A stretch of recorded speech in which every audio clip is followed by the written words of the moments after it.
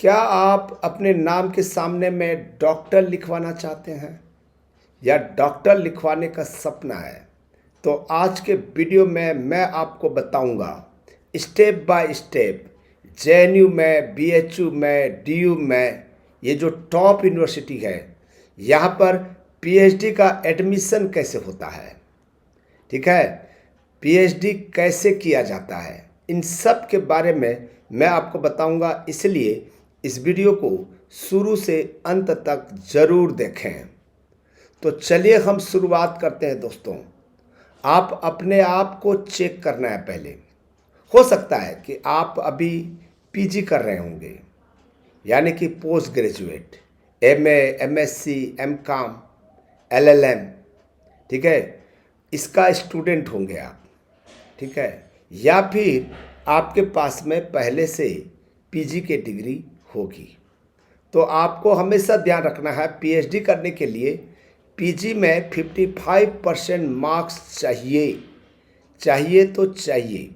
हाँ, दूसरे स्टेट में या सेंट्रल गवर्नमेंट के एससी एसटी ओबीसी के जो छात्र होते हैं उनको 5% छूट मिलती है, यानी कि उनके पास पीजी में 50% का होना ज़रूरी है।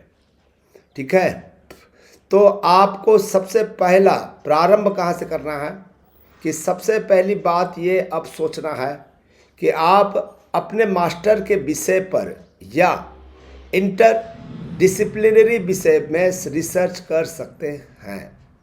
याद रखिएगा, इसके लिए एज लिमिट नहीं है। ज्ञान प्राप्त करने की कोई लोअर या अपर लिमिट नहीं है। अब दूसरा प्रश्न उठता है कि अभी पीएचडी क्यों करें। यूजीसी के नए नियमों के अनुसार टॉप यूनिवर्सिटीज़ में कंपटीशन चरम पर है।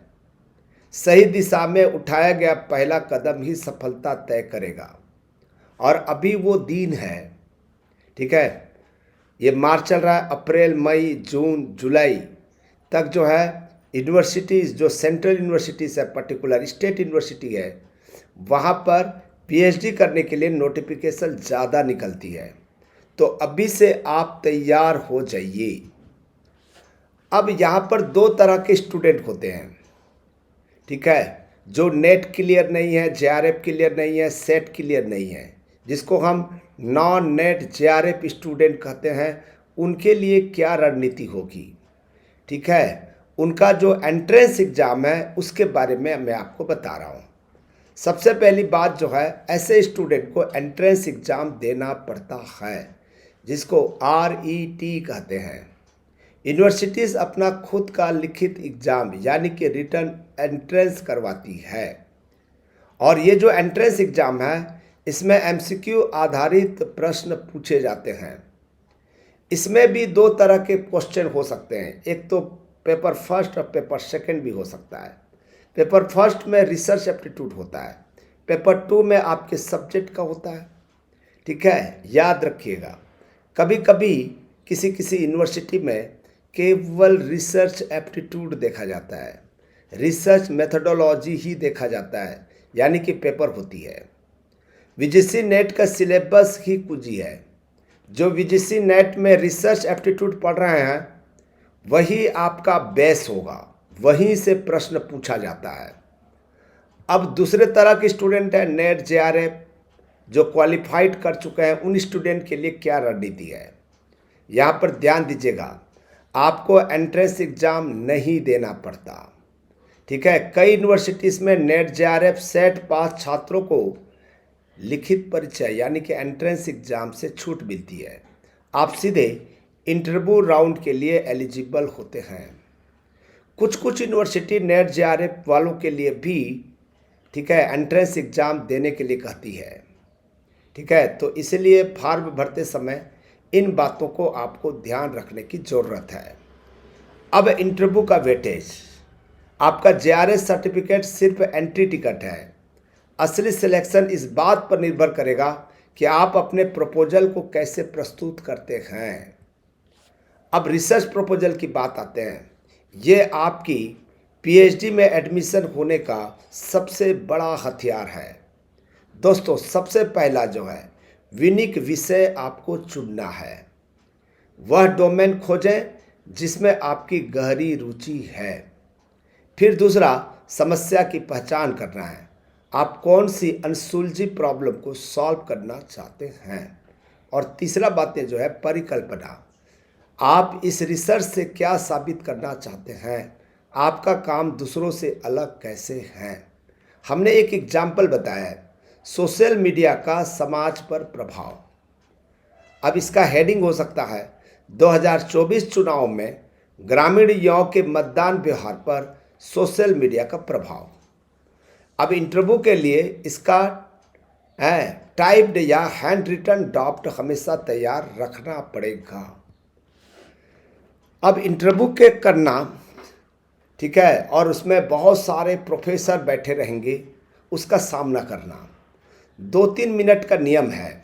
आपको अपना पूरा प्रपोजल सिर्फ 2 से 3 मिनट में स्पष्ट और आत्मविश्वास के साथ में समझाना होगा। फिर कठिन सवालों का सामना करना पड़ेगा। प्रोफेसर्स पूछेंगे, क्या इस विषय पर रिसर्च संभव है। आपका मेथड क्या होगा। अपने विषय के डिफेंस के लिए तैयार रहना है।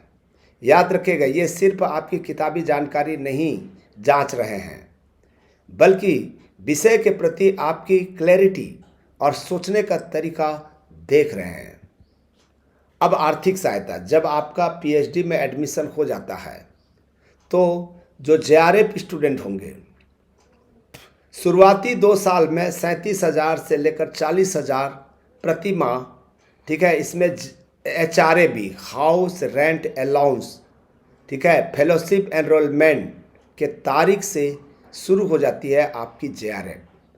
फिर उसके बाद में 3 साल जो है एसआरएफ मिलती है, ठीक है, सीनियर रिसर्च फेलोशिप, लगभग 42,000 प्रति माह प्लस एचआरए। अब यह अपग्रेड जो है 2 साल बाद 2 चैप्टर पूरे होने और कमिटी वाइवा के बाद मिलता है। यह फेलोशिप आईआईटी सेक्टर की शुरुआती जॉब्स का टक्कर देता है। सरकार आपको नया ज्ञान उत्पन्न करने के लिए फंडिंग देती है।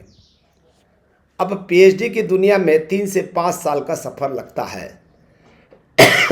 सबसे पहला काम है DRC meeting, departmental research committee द्वारा सुपरवाइजर का आवंटन होता है और टॉपिक फाइनल करना पड़ता है, ठीक है। फिर 6 महीने का कोर्स वर्क चलता है। रिसर्च मेथोलॉजी सीखना और इंटरनल एग्ज़ाम पास करना होता है। फिर 3 से 5 साल की रिसर्च करना होता है। डेटा कलेक्शन करना, पढ़ना, गाइड से सलाह लेना और चैप्टर लिखना। फिर आपका थीसिस सबमिशन होता है। फाइनल सिनॉप्सिस और थीसिस जमा करना, यूनिवर्सिटी के बाहर के 2 एक्सपर्ट द्वारा चेकिंग करना। फिर लास्ट में फाइनल वाइवा होता है। ऑनलाइन भी हो सकता है, ऑफलाइन भी हो सकता है, जिसमें आपको प्रेजेंटेशन देना है। संस्तुति मिलते ही आपके नाम के आगे डॉक्टर लग जाता है। दोस्तों, ज्ञान की चोटी पर आपका स्वागत है भैया। पीएचडी करने जा रहे हैं। पीएचडी सिर्फ एक डिग्री नहीं है, यह एक तपस्या है। इसमें हर 4 दिन में एक नई किताब पढ़ने का संघर्ष है, गहरा धैर्य है और कुछ नया खोजने का जुनून है। यह रास्ता उनके लिए नहीं है जो सिर्फ जल्दी पैसा या शॉर्टकट चाहते हैं। यह उनके लिए है जिन्हें किताबों और ज्ञान से प्यार है। शुरुआत करें, सही यूनिवर्सिटी चुनें और अपने नाम के आगे डॉक्टर लगाने के सपने को सच करें। भविष्य के सभी डॉक्टर्स और फिलॉसफी को शुभकामनाएं। बहुत बहुत धन्यवाद। Thank you.